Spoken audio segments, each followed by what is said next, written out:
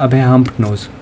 Hump nose क्या होती है? ये नोज़ है, यहाँ से इस तरह थोड़ा सा ऊपर होके मतलब हुआ होता है, इस तरह तो खैर नहीं हुआ, थोड़ा सा इस तरह हम्प टाइप बना होता है नोज़ के सेप्टम पे, तो इसको कहते हैं हम्प नोज़।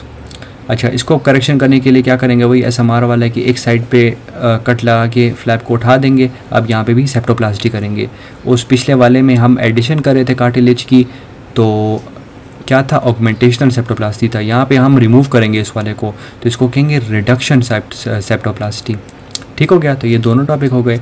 अच्छा, ऑगमेंटेशनल सेप्टोप्लास्टी में बताना भूल गया, उसमें हम अगर जब कार्टिलेज वाला पोर्शन हमें क्या कर ले, इम्प्लांट चाहिए होगा, तो हम जो है ना कोशिश करेंगे कि अपनी बॉडी से ही आए। कार्टिलेज अब गया कहाँ से लेंगे? हम जो है ना पिना से लेंगे, या अपने ईयर में जो है ना मैंने डिटेल बताई हुई है। ठीक है, तो पिना से जो है ना हमने ले लिया कार्टिलेज का पोर्शन। अगर फॉर एग्जांपल बोन का पोर्शन अगर चाहिए हो, क्योंकि नेज़ल ब्रिज में ऊपर बोन है, नीचे पर कार्टिलेज है ना, तो ये नेक्रोसिस बोन की भी हो सकती है ऑफ कोर्स। तो जब अगर बोन चाहिए होगी तो वो जो है ना हम कहाँ से लेंगे? हिप बोन में आपने इलियक क्रस्ट सुना होगा, तो वहाँ से जो है ना हम ये इम्प्लांट लेंगे।